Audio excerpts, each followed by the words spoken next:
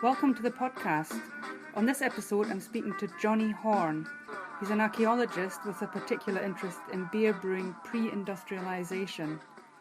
He also brought along a few beers that he'd made according to old traditional recipes, which was amazing. So I am an archaeologist. Basically, I've been studying archaeology since I first went to university at Cardiff. I was always sort of into history as I was growing up, and that sort of developed as I got older and more interested in sort of the artifactual side of things and how sort of human communities developed and changed over time. And as I went through university, I was interested in certain areas of archaeology. One of those areas was sort of drinking and feasting, and I was sort of also interested in home brewing, and I had a couple of early attempts at it when I was growing up, which were not very fruitful, but the interest was there. So when I was doing my MA, I was looking at this class of vessel called tankards. Well, we know tankards today, but this is tankards from over 2,000 years ago. They were really interesting vessels, wooden stave-built vessels, basically open-topped barrels, and really beautiful artwork on them.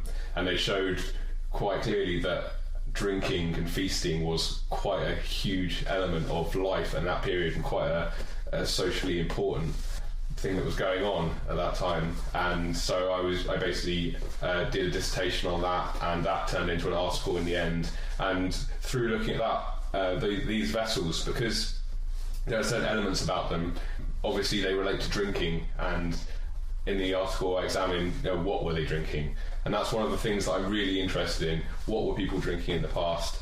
And I tried to examine that through a bunch of different ways. One of the interesting points about tankards, because they're sort of stave-built vessels, and they're one of the earliest stave-built examples of stave-built vessels we have. What's that? So basically, how barrels are coopered together. They're basically thin wooden staves that are compressed together by bands. Right. So driven from when the staves are all sort of put into the circle, the metal bands are put on the thinner bottom edge and then hammered into the thicker part, basically compressing all the staves together to make it watertight. Right.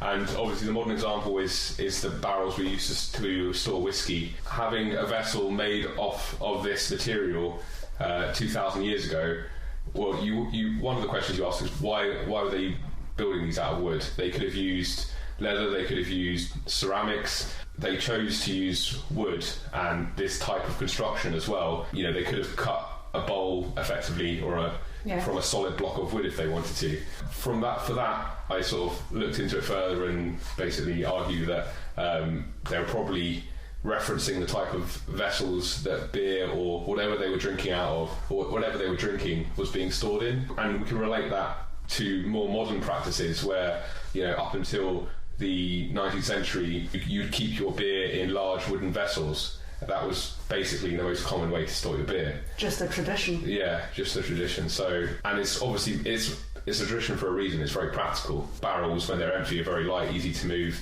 When they're full, they can keep beer for years, as it's done. Of course. So yeah, there's a lot behind it and a lot to sort of explore. The archaeology, when you're looking back that far, 2,000 years ago, is difficult because most of the time wood and organic just don't survive. So whilst we may have evidence of about 130 tankards from Britain, that's primarily, I think it's 120 of those are through metal remains only, because they're the only things that survive. There's only about 10 examples where the wood has been sort of surviving. You're talking that old. I didn't quite catch that. So they had barrels and these stave tankards 2,000 years ago. Yeah, at least 2,000 years ago. 2,000 years ago. Yeah. So if you're using that as your starting point, what would they have had in these barrels and tankards? It's difficult to say because there isn't much evidence for that specific period. But it's very difficult to say exactly what they're drinking because we find residues very rarely on ceramic vessels that it's been found a few times, but nothing from tankards, so we can't say specifically in that time and place what they were drinking. But we do have evidence from Scotland and the continent. We have residue evidence from sort of beakers, ceramic vessels, and there are a few other vessels that have had stuff in them. And when you analyse that, you can say, oh, this has had honey pollen in it, or the pollen of flowers, or it's had barley or other cereals in it. So then you can start to guess at what sort of beverages might have been in them. But it's difficult to sort of be definitive, because even when we look at modern practices, like the styles of beer we find in Britain are completely different to the styles of beer we find in Germany. And when you look at it on a more local level, one city might have a particular type of beverage that they're known for. So like Cologne has this Kolschlager, and then you go to the next city along and they're drinking Weissbier. And when you sort of take that into a smaller level and you take it further back when there's less communication, then you might have more differences in what people were drinking. But I think part of it would be, people drinking whatever was available. Right. I think that's one of the things people have always been looking at the easiest way to get drunk or high, and this is a good example. So if that's one of the reasons why you find certain areas of the world produce beer and certain areas produce wine, because wine is grapes are a brilliant natural source of sugars, whereas in Britain you don't really get grapes growing until they were brought in much later. So it was barley and wheat and sometimes oats that were the most accessible forms of sugar which could be fermented. So that's why Britain is perfect for growing barley, and it's likely that barley-based drinks were the prime candidates for alcoholic beverages in prehistory and later on as well. Unless you have them travelling and being traded, or... Yeah, so that may be... I mean, there is definitely... We come into like the sort of 1st century BC AD, and the Romans start having an effect. There's sort of movement of different... So you get wine amphora appearing in Britain. Right. So that shows you that there's definitely some sort of trade going on. Uh-huh. But before that, it's difficult to say if it would have been any scale of transport. And you're talking about quite a difficult thing to move and quite a difficult thing to keep, because when it's on the road, if it gets really hot, this beer could spoil or this wine could spoil, or you don't really know. And it's also, to have a party, you want at least a certain amount of it, and transporting that is not easy across, bad roads and seas. The situation would probably, that looks most likely, is that farmers, local groups, were producing beer on the sort of scale homebrewers can achieve nowadays, enough to sort of sort out you and your mates and maybe the local community for a big feast. But we're not talking about any sort of brewery scale until the industrial period, the 18th, 19th century. So people would have just made it at home, every family for themselves, for the occasions. I think that's the way to think about it, at least, or to start by thinking about it. But a good way to sort of, that I think about, is to look at the pre-industrial styles of beer that survive to today, and these generally don't survive much in Britain. We've got historical references to a few examples of different styles of beer, and I should probably say as well, the reason I'm really interested in beer styles, because basically they're saying a style is sort of like a historical text as to what people have been drinking or what this beverage was supposed to be like, and a lot of those styles have a long history to them. And so by looking at some of the older styles, we can look at what people might have been drinking, or similar beverages that they might have been drinking in the past. So before things were written down, like recipes, you'd need to just look at how they spread and how widely popular they were in certain areas, and draw your conclusions from that. It's a tricky subject, because there's so many intricacies to it, but I think it's a good place to start thinking about what people were drinking. And I guess I should introduce this beer that we're drinking, but people can't see. So this is a style called Gradser or Grodziski, and it's a style that is basically dead or defunct nowadays. It's not brewed by anyone, and it hasn't been brewed by anyone for, I think, around 50 years, but it was quite common up until sort of the mid 20th century. I guess it's been dying out for about maybe 50, 100 years before that. And it's brewed using all smoked wheat malt. So an important thing to recognise is that in the process of malting, and you would have to dry the barley or wheat, and the drying process could happen a number of ways. You could leave it out in the sun to basically air dry, or you could basically leave it in a hot, smoky environment, especially in places like Scotland, where we're renowned for not having the best weather. Stuff would take quite a long time to air dry, so you might find that lighting a small fire and smoking it effectively was the best way to dry it. And this would lend the grain, and therefore the beer that you were brewing from it, a smoky flavour. And so a lot of beers in the past would have probably had some smoke elements to them. And this is a good example of a style that survived in a specific city. The city is on the Polish-German border, and it survived basically just there until not too long ago. So part of my interest in homebrewing means I can experiment and brew these ridiculous beers. Recreate history. So this it's brewed using 100% wheat malt that's smoked by a maltster called Weyermans from Bamberg, and they made this specifically because they're also quite interested in reviving these old styles of beer. All right. And it's nice that there's a maltster out there who's interested doing in that. this. Well, it looks pale like a wheat beer, and it's got a slight creamy head on it. It was quite fizzy out the bottle. Yeah. And I can definitely tell there's a nice smoky flavour to it. Yeah, you get this sort of oaky sort of, not too harsh, but it's definitely a smoky sort of barbecuey note to it. There is. That's exactly right. And it's lighter than I would expect. Yeah. Something with that kind of smokiness to have. So yeah. It's quite unusual. It's quite fruity.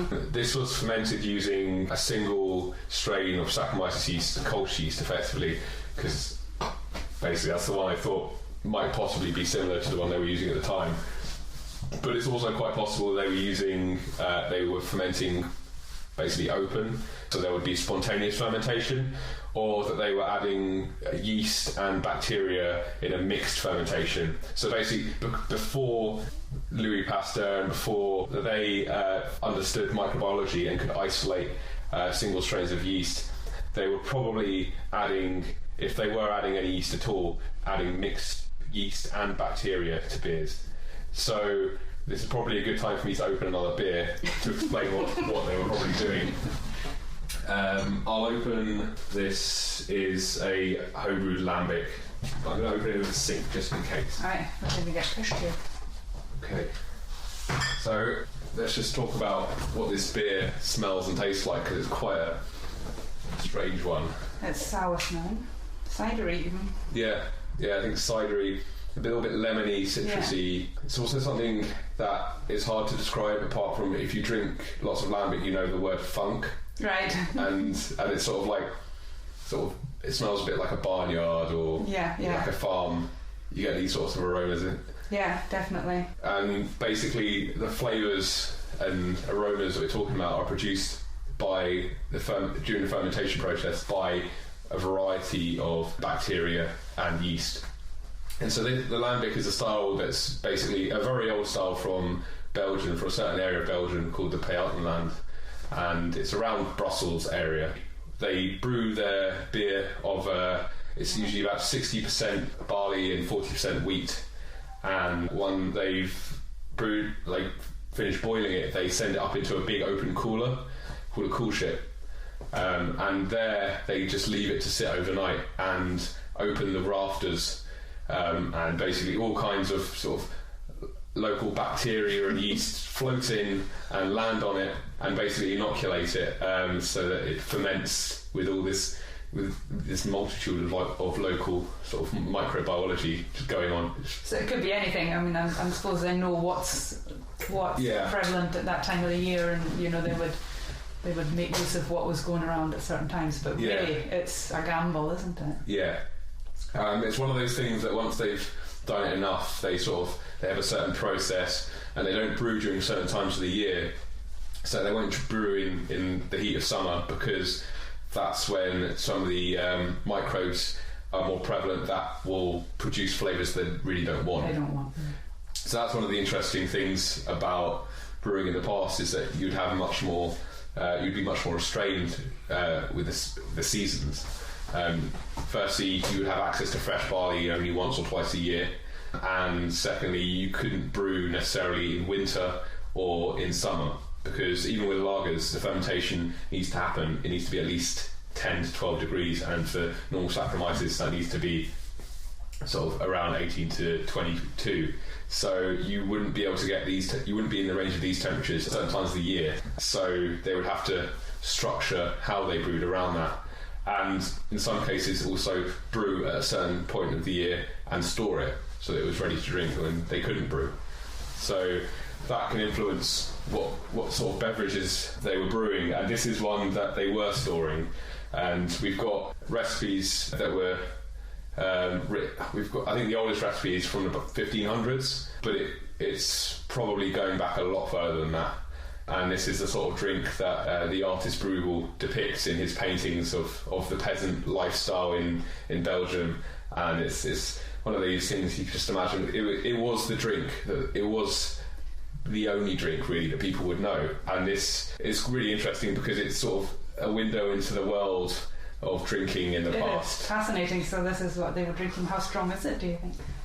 This is about 5%, 5.5%, and generally it's aged for at least a year in barrels before it's tapped and either bottled. Nowadays it's bottled, but in the past it would probably just been sitting in the wooden barrel and it would be flat, much like well, not completely flat. It might have been slightly carbonated due to it might have been actually fermenting whilst people were drinking it.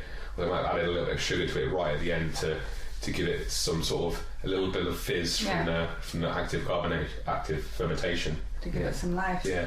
That's amazing. Yeah. Lambic's a great one as well because in that picture there's a famous painting by Bruegel of the peasant wedding, and they're using these stoneware jugs to take from the barrel and pour it into people's drinking vessels. And those are still in use. We still have those ceramic vessels. The tradition never died out. So that's just one example of it's one of the few examples we have of traditional farmhouse brewing which survives until today.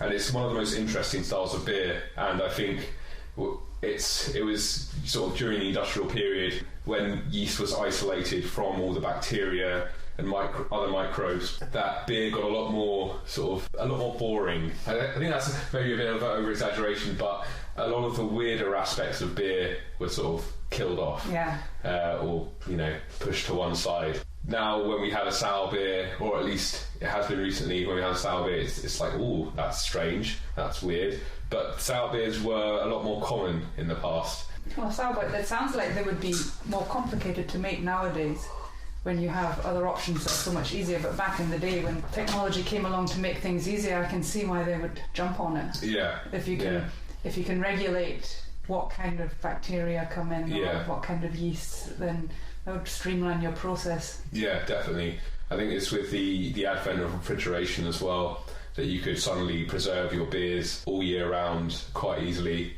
and you could keep the temperatures to those that we provided the best beer. And then you didn't have to worry about the seasons anymore. You could brew all year round, and you didn't have to use any of the older processes for storing beer, like barrel aging in a cool place, or as been done in Germany, storing in caves effectively, which were nice and cool and could lager your beer for you, effectively store your beer at a cool temperature, stop it getting spoiled by microbes that work at higher temperatures. Yeah. This beer, I don't taste any smoky flavour, so how would they have dried their grain for this one? So this is that's something I've been thinking about, and I've been considering making a smoked lambic, as if lambics weren't already weird enough. But this one, they could have been drying it in the air, so it could have been sort of laid out on a hot day and dried that way. It also might have been smoked. It was probably, you can't say really. But the original recipe doesn't mention smoking. It doesn't mention it. I mean, it's a sort of thing as well that wouldn't be mentioned because it would just be the norm, unless you had an outsider coming in and saying, "Oh, your beer stinks." Then there's this style in Britain called Devon White Ale, and it's completely extinct now. Basically, it's a wheat beer that used to be made in Devon, using effectively a sourdough starter and using smoked malts as well. And we know that because I think it was a Londoner or someone from the southeast visited, hunting down sort of weird local cuisines, and he talks about beer and how it stank of smoke, and it's something the locals absolutely loved, but he was just absolutely disgusted by it. And I think it's one of those things that if you're not used to smoke, then yeah, it can be quite disgusting at first. Well, that sounds like an interesting book. Did he just go around trying all the beverages? It's basically like a small account. All right. So there's not a huge amount to sort of get from it, which is annoying. So I'm always looking for the little tidbits you can find here and there, talking about these old styles of beer and what they were like. So this Grazza one we just previously had, there's really not much information out there, because effectively it died out before there was a major sort of resurgence and interest in sort of local brewing traditions. So we've got basically a few old bottle labels and a few old accounts, maybe 2 or 3 accounts, and that's it. So wow. Yeah. You think someone will start it off again? I mean, I know the craft brew scene is kind of spreading. Yeah. It's a sort of thing that's now becoming in vogue again. There are breweries. There's probably been a few Grazzas been made. I know there's definitely one who's made by a beer historian, Ron Pattinson. He blogs about beer and has written a few books on it, and he talks about Grazza, and he teamed up with a few others, and they did a commercial version of a Grazza beer. So yeah, it's the sort of thing coming back in, and I think it's gaining more popularity now that people are sort of trying to re-explore the old beer styles, and craft beer gives you so many options these days with what you can do. Well, especially as I've heard people in Germany not exactly railing against their purity laws, but finding them restrictive in what they can do to experiment with old recipes as well. That they blame the purity laws for a lot of the old recipes having died out. Yeah. And that is certainly one of the biggest things I see when I'm reading stuff about these styles of beer. It's like, especially with the example with the Devon White Ale, that was brewed really commonly up until about the 1750s, and then there was a law passed and basically trying to get taxes from barley to support the government's war, or some sort of war by the monarchy, and because wheat wasn't as easy to tax, or they didn't include wheat in this, it basically made it illegal to use wheat in your brewing. So this style effectively started dying out because of laws. And in the same way, Lambic, the way it's produced has been sort of moulded around the laws in Belgium. So there's basically a mash tun size law. So the larger your mash tun, the more tax you have to pay. So the mash tuns are the tiniest, like the smallest they could possibly get away with. Their mashes are basically just like, just solid grain and a bit of water poured on top, and they just keep recirculating that water and try and get it, get as much out of it as possible. And that influences the way the beer tastes as well. So there are lots of things like that where you see laws passed have a big impact on how beers taste and have changed over time. And it's the same with the German purity law. It's sort of the smaller regional styles that didn't conform slowly died out because they wouldn't conform. It wasn't feasible. It wasn't feasible, yeah. So what about Scottish recipes and beers particular, coming back to more local recipes? Have you got much in the way of historical and evidence of what was being brewed or recipe? So Scotland, the earliest evidence of alcohol in Scotland goes back, I think, to it's around 4000 BC. There's basically a mug found, and that had residues of a mixed barley and fruit drink in it. Wow. And that was probably a fermented drink. So there are a couple of other examples where we've got residue analysis of different things that people were drinking at the time. It does seem to be a mixture of whatever was growing at the time. So if there were bilberries, then they would have added those in there as well, and you'd have a flavoured bilberry. They weren't too worried about the distinction between beer and wine and mead and anything else. They would just whatever made alcohol. Yeah, whatever made alcohol.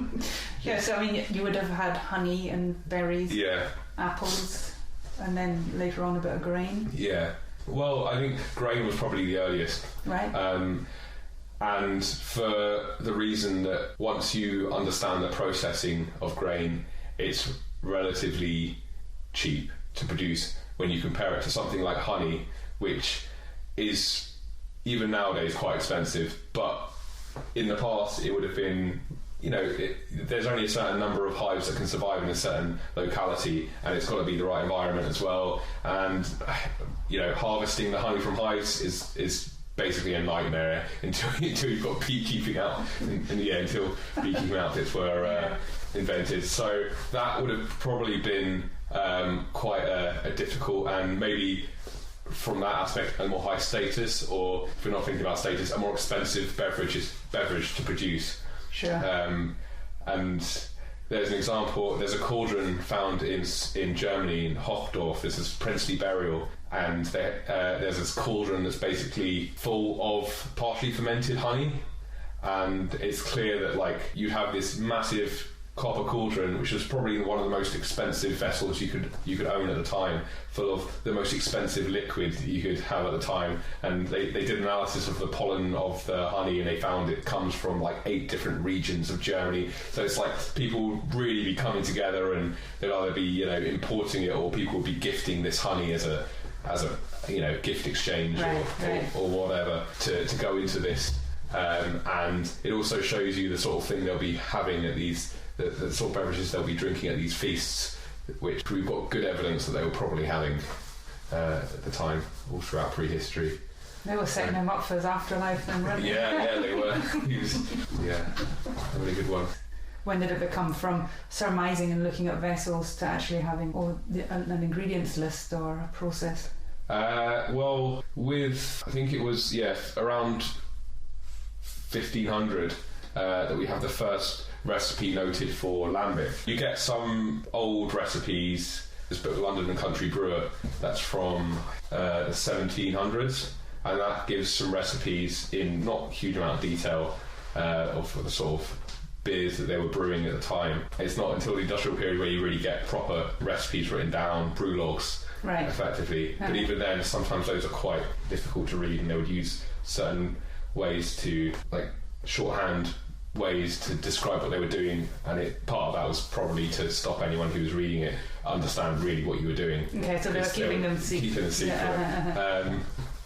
It's something that I'm looking into, so I'm not definitely the be-all and end-all source in when the earliest recipes were. So, but yeah, it's something that I need to look into the future. I think there is the example of the Freyr, or excuse my pronunciation if that's wrong, but that's the header ale produced by Williams Brothers, and that is apparently from a recipe that was passed down from an old lady, and it was her sort of family recipe. But it's one of those things where it's all sort of word of mouth. We're not really sure what was going on. Nothing's written down, and then Williams Brothers to produce this beer, which is, we assume, the recipe, but probably is not, because producing beers on a commercial scale, you've got to do certain things. You can't brew it the same way. You can't, for example, boiling your beer is something that came about probably.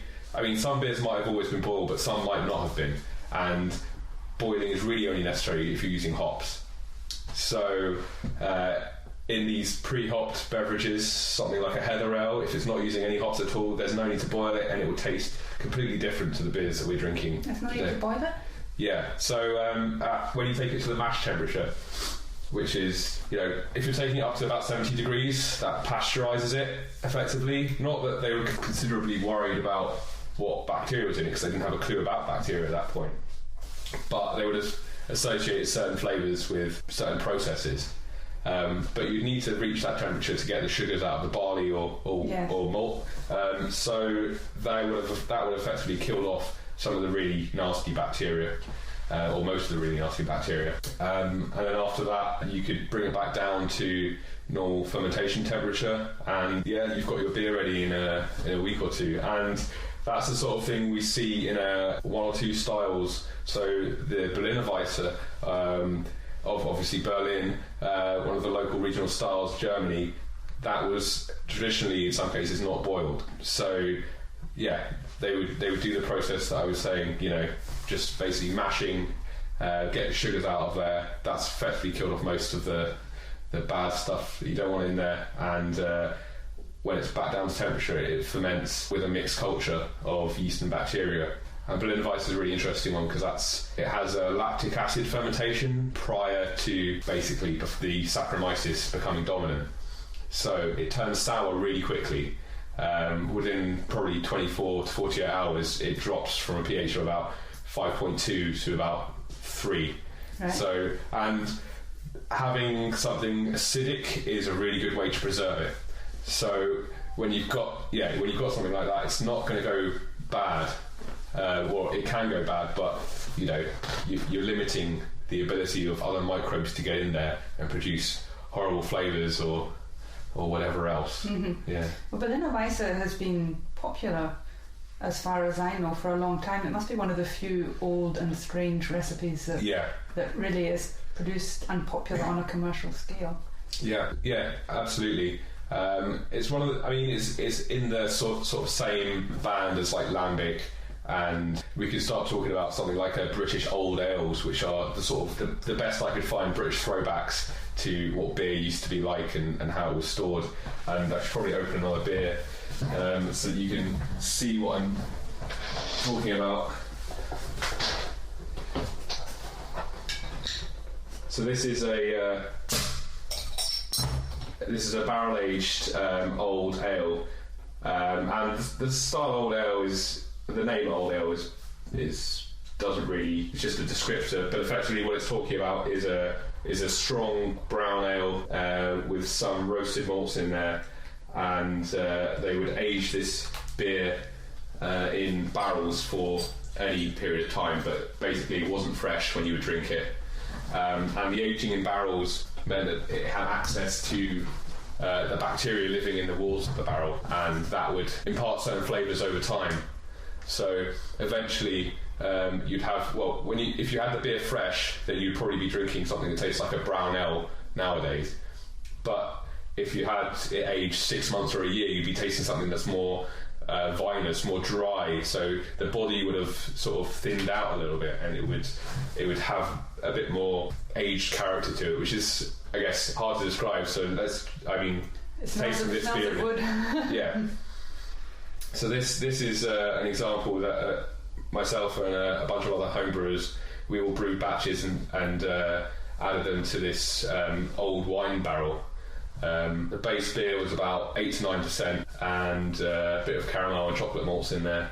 Oh. And roasted malts, and left in the barrel to do its thing for about 6 months. Much sweeter than it smells, a little bit woody. Yeah, I find that you get this sort of red fruit thing going on. Yeah. I guess it's most recognisable when you have the fresh beer alongside the old beer, that you see how much the body is, well, not necessarily body, but the flavour is sort of dried a little bit. It's gotten slightly tartar or more acidic. The pH has clearly dropped somewhere in the process. And that's probably due to the bacteria living in the walls of the barrel slowly eating up residual sugars in the beer. Right. So that if you were to age this beer for another couple of years, it would be very dry and really quite acidic. And I've got another beer that's basically that for us to taste after this one. Did you say it was quite strong, because it hides it very well? This is 8.5%. You wouldn't know it. You wouldn't know it. It's amazing. Is this something that would have been done a lot in days gone by as a way of storing and preserving? I believe so, because can't really envisage living when you couldn't have something to drink, and especially when alcohol was a lot more, you were not only drinking to socialise, but you were also drinking to survive. In the medieval period, there are sources which suggest that people were surviving almost completely sometimes off of beer, and I think it was probably a mixture of beer and bread, but beer did make up a solid portion of their diet. Well, solid portion of their diet, and I think it's something like a gallon a day for a peasant in a certain household. I can't remember the reference, but that's the sort of amount we're talking about, and it would probably have been very low strength beer, maybe 1 or 2%. Oh right, okay, so they weren't getting drunk off it. No. Probably, and it might have been slightly more nutritious. It might not have been boiled. It might have had bits of barley floating around in it. Who knows? But yeah. I saw something about chica, which is a beer made in South America by chewing corn, and it's fermented, but it's very fresh. It's only a few days old. Yeah, would something like that have happened here, do you think? It could have happened.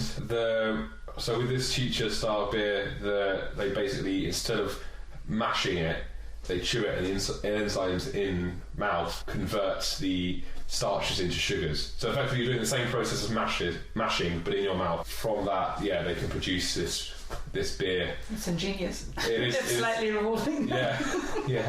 But it just goes to show, whatever method you can find to get drunk, they all find it. People have done it. So what would have been the biggest change between pre-industrialised brewing and post? I mean, what was prevalent up until things became more easy to make with the help of machines? And I think the biggest difference is the isolation of brewer's yeast from the wild strains of yeast. Effectively, all the beer we know today is single strain Saccharomyces, whereas in the past it would have almost all of the time been mixed fermentations. So Saccharomyces as well as Brettanomyces, Lactobacillus, basically any sort of there's a huge variety of bacteria that ferment beer, and there are academic papers that have been looking at lambic, and they've got about at least 50 strains of microbes in there, and it's a lot going on, which is why I think the beers were a lot more, or have the possibility to be a lot more interesting in the past, whereas nowadays they can be a bit more one-dimensional in some cases. Yeah, I can see why the more interesting beers wouldn't be viable commercially, though, because there's just an element of chance that you'd probably want to eliminate if you wanted to. Yeah. If you'd invested money in producing it. Exactly. Yeah. That's one of the issues as to why the Saccharomyces was first isolated, to get rid of issues like beer sickness, and this is known from the production of lambic, where at some point your beer goes ropey, it turns gloopy.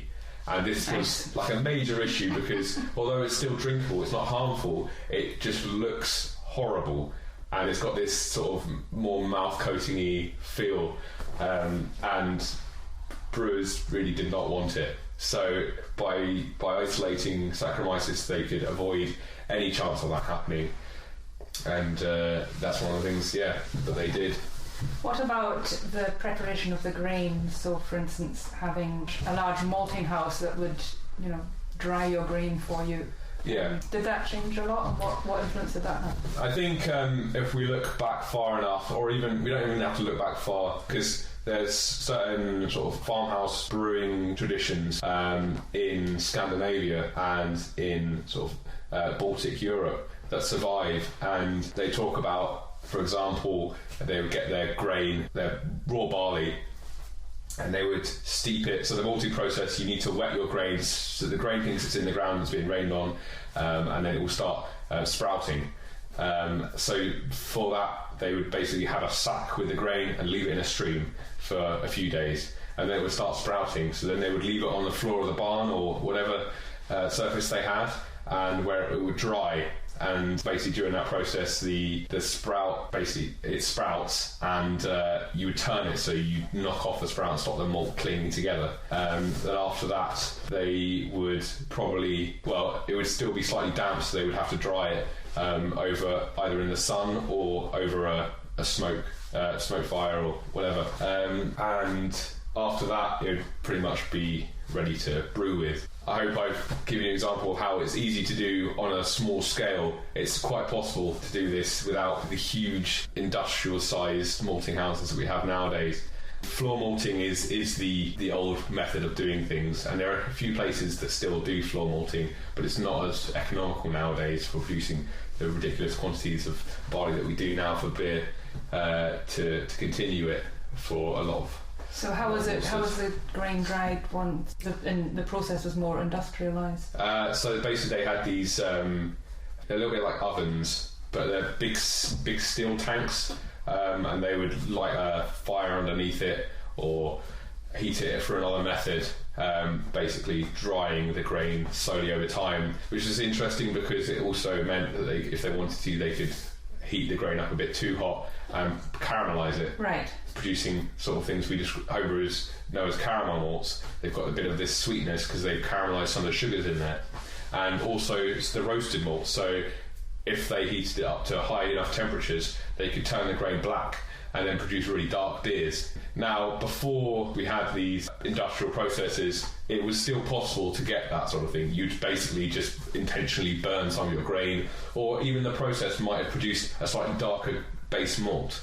And from that, you would have a brown or a dark, a slightly darker beer. I suppose those malts would have the processes would have developed with the individual household that was making them, whatever suited them, or whatever they had available to dry their grain or burn it or do whatever they wanted with it. Yeah, exactly. Yeah. Have you heard of an ale staff or an ale stave? Yeah. Where it's like a branch. I like that idea. Do you want to? Yeah. So that's basically the idea that when you had a beer fermenting, you would stick in this piece of wood or another object, and it would gather some of the yeast, and then you could put that into your next batch of beer and reuse the same yeast. And you would do this because the first batch of beer came out well. Let's do that again. Right. It's effectively adding the yeast as an ingredient before they knew what yeast was. Right. People knew that this stuff was necessary for fermentation, but they didn't understand what it was or how it worked. And this was their way of reusing that ingredient. And you find in traditional farmhouse brewing techniques, like in Lithuania, Estonia and Finland, they have these wooden circles that are made up of lots of different small pieces of wood slotted together. And these yeast rings, they call it, these rings, and they would dip that into the beer, and they would come out, and then they would dry it on a hook, and basically that would dry all the yeast around on the bits of wood. And because it had a large surface area, it was quite useful for chucking into your next batch. So they would have known that this was a way of transporting what made beer work into the next batch. Yeah, and by drying it as well, it means that they didn't have to use it immediately. They could knock the yeast off these wooden rings and then put it in basically a tub once it's dried in the sun, and chuck that into the next batch if they do it in a few months' time, and the yeast is going to be absolutely fine. Yeah. It's something that's still done today. It's amazing what people will come up with. Yeah, the necessity of needing to get drunk. Necessity is the mother of all inventions. Yeah, completely. And also the other thing I'd heard of is women putting branches outside their homes to indicate that they have the beer for sale, or the branch would kind of... That's something I've heard of. I've heard of it, that was chicha. Right. And they would leave some sort of symbol outside their home to say, we've got fresh beer, come along if you want some. I don't know what other examples there are of that, but they must be relatively common, because beer is one of those things that, especially pre-industrial beer, you're probably looking at, if you're having a beer to drink fresh, it would probably last about a week or two before it turned into something that, it had undesirable flavours. Now, I think this is where an interesting thing, because you might have two different beers that are being produced in communities. So you might have the beer that was to be drunk fresh and the beer that was to be stored. And they might have been completely different in terms of, if you're storing a beer, you might want it to have a higher gravity so that it's got more alcohol in there. It's going to survive better over time because it will naturally inhibit some bacteria. Whereas if you're drinking it fresh, you'd probably want it to be still partially fermenting, because that's when certain types of yeast and bacteria will be doing the majority of work, producing the majority of flavours. It will also be slightly carbonated, and as soon as especially with like lambic and other styles like that, you find that once the initial fermentation is generally carried out by only a small number of organisms, and one of the main players is Saccharomyces. So that would produce a sort of, if you're having a fresh beer, it might produce something like a cleaner beer that we know today, possibly, but it depends, because then we've got stuff like Berliner Weiss, which is sour before it even has any activity from the Saccharomyces. So it's all completely, subjective. Have you got another beer that you'd like to talk about? So I've got this one that we can. So this is Duchesse de Bourgogne. If my pronunciation is any good. It's from a Belgian brewery from Flanders, just outside of a town called Kortrijk, and basically they produce these sour brown ales. And when we're drinking the British old ale that sort of the barrel-aged beer that they'd made, you could tell from the barrel it gained this sort of tartness, a tiny bit of acidity perhaps. This is the full extent of the acidity that you can get with this style of beer. It's aged for between, so it's usually a blend of like 6-month-old beer and 18-month-old beer. And the 6-month-old stuff is sort of like the beer we just had, a little bit tart, like sort of winey, vinous, red fruits. And then the really old stuff is really sour, and that's just like tang and just vinegar. Like that's one of the things you get from this beer is vinegar, because they're effectively creating vinegar. Yeah, I mean that's what malt vinegar is basically off beer. Right. And once it reaches a pH in the threes, in the low threes, it keeps. You know, there's not much you can do to change the flavours of that beer anymore. Which is why this is a good example of the sort of keeping beers that people would have had in the past, because it's reached that stage where there's not a huge amount of off flavours. I mean, some people would say this beer tastes disgusting and it's undrinkable because it's so different to the beers we have today. And this would have been something they would have drank? Well, probably, yeah. Mm-hmm. I mean, it's got one of those long histories like Lambic. So with this example in particular, it's got sweetness in there from the younger beer, as well as sourness from the older beer. So those two blended together make something that's actually sweet and sour. Sweet and sour. Not too sort of... There's some Lambics that you have that are just so sour, they just turn your jaw into a rock. Whereas this has got a sort of a bit of both worlds. It kind of hits you the vinaigrette, and then it can a sweet finish. Yeah, so this is a style produced particularly in a certain region in West Flanders. They brew the initial beer and age it in large oak. They're called foudres. They're just basically something like the standard now is like 10,000 litre oak barrels is what we're talking about.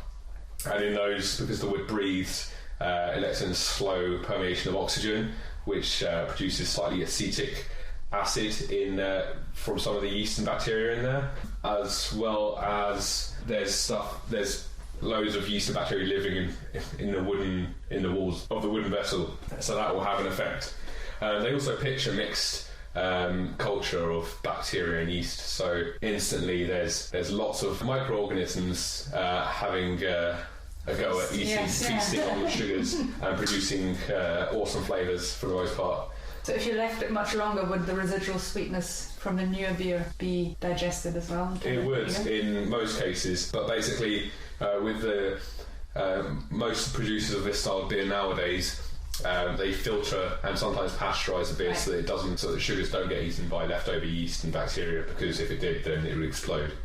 And they're looking for a flavour which is more attuned to the modern palate with this sweetness. You can imagine if you were just drinking the old barrel stuff, it would be a lot tart, a lot sourer. Yes. But that in itself is quite a historically interesting thing that they're doing, because in Britain we have this, especially in parts of England, there's this idea about 3 threads to your beer. So you'd have the mild, which is basically your fresh beer.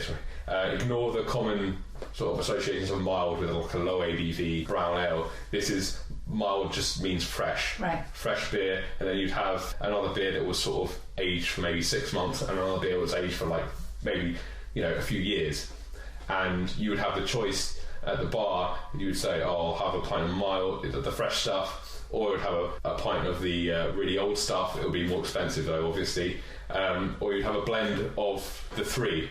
And this is an example of the blend option. The 3. Yeah. So and that seems to be.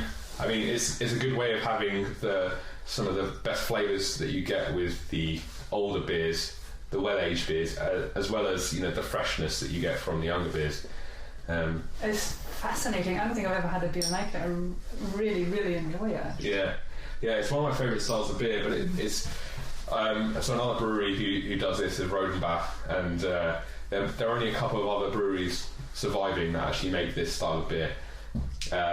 But it's coming back on itself now, with the craft beer revival and interest in beers like Lambic. This is of the same sort of ilk You know, it's got the same sort of history behind it, and people are discovering it. Yeah, and it's this sort of beer we should be thinking about when we're looking into what people were drinking in the past, because this is clearly what people would have used to make their beer last, to keep it into so. Yeah, absolutely. It's one of the things, like, you know, when you've been producing it for a certain amount of time, there's certain things you do in the process, and there's certain things living in your barrels that will continue on throughout. So they're reusing barrels, and if there are any bad batches, they will, in some lambic breweries, they'll burn that barrel, right, because they don't want that flavour getting into any of their other beers. So I can see that. Certain part of selective so a little bit of Darwinism going into that. There will be a lot of voodoo as well. Like a superstition about how to. And some of it is founded superstition. Right. Superstition that turns out to be scientifically, sound. Right. So like what? With some of the lambic breweries, they will not clean anything in the fermentation rooms. So there will be cobwebs hanging from the ceilings, really dusty, and there's so much microflora living in the cobwebs, and they're basically, if they're worried that if they take that away, then the beer might change. And this has a few bits of evidence where, like, you know, a brewery's moved to a new building and they brewed the beer again and left it in the cool ship and then into the barrels, and it's just come out and it's completely different. So there's some, there's one or two where they've taken the old roof panels, you know, the inside wooden panels, and stuck them in the new brewery with the cobwebs. Exactly, with the cobwebs. And it's true. I mean, the stuff does live on them, and that stuff, you know, lands on the beer and then produces the beer that they, you know, are known for. So they would have known that instinctively, so to speak, a while ago. Maybe, I mean, it wasn't a superstition. Maybe they did clean it at one point and realised that, and then. Yeah, there's one Cantillon brewery in Brussels, who a lambic producer, one of the most sort of traditional ones. They had this new storage space for their barrels and bottles, and they basically, before they moved anything in there, they got their lambic that they already produced, and, you know, was exactly as they wanted it, and they sprayed the walls. There's not leaving up the you know, exactly. You want it to keep on going the way the way it's been going. So Lautrec Warehouse has, or used to have, these wooden open cool ships, where they would let the beer cool and possibly have spontaneous fermentation, which is another sort of nice link to Belgium and the lambic brewing. You know, we've got cool ships in Scotland, so there's some similarities in the process. Were they producing spontaneous beer? Maybe. But do you think there would have been passing of knowledge between Scotland and Flanders for beer brewing and things like that? There's certainly good indication that there was. Certainly later on, when you have the early industrial breweries taking place, brewers from like England and Belgium, they would do this sort of almost like a grand tour, and they would go around to breweries, and, you know, a brewer from England will go to Belgium and France and Germany and basically learn about what different breweries are doing, and then they would come back and sort of be wizened to the world of brewing and know all these things. And you could definitely see that in the styles, where you've got like the Flanders Red style, and you compare that to the British Old Ale, they're almost indistinguishable at certain points. When you have the oldest of British ales, it's basically the same beer as the Flanders Red. Do you think the yeast would have travelled with them? Yeah, absolutely. Samples? And we've got good evidence that, you know, there were some notable Scottish yeast, like the McEwen strain of yeast was taken to Belgium, and that was used for the production of Duvel, their sort of golden strong ale. The yeast changed over time, just because of, you know, yeast does change its as to the conditions it's being sort of put into. But yeah, that yeast was, you know, it's one of the more famous, well-known movements of yeast. And now, when you compare the two strains of yeast, they're completely different. Really? They've developed off in different directions? And it might be that, you know, they're not actually the same strain of yeast at all to begin with. It's just, you know, the one the McEwan's has been known for was, it might have been like 3 strains at one time, and they picked one of them to be the dominant McEwan strain, and then Duvel took another yeast and it changed over time. It gets very complicated, and you can't really say for sure what's going on, but I would have assumed that there would have been a genetic drift with most yeast strains, especially if you're doing open fermentation where you add certain things too. So a recipe would, in that way, have evolved constantly, wouldn't it? Yeah, it may well have done. If you're giving it the same conditions every time, it might be more likely to stay sort of within certain boundaries over time. But with this, we're probably getting into microbiology now, and something I'm not really an expert on. But yeah, it's really interesting how yeast does change over time, and no doubt it did when we're talking about some of the yeast moving. So some of the Belgian strains of yeast are very similar to British strains. When you stress the British strains out, you brew them at you ferment them at higher temperatures, or you give them higher gravities to deal with. They could start producing some, from the British strains we know as being relatively, they don't have much flavour to them, maybe a little bit of a light fruitiness.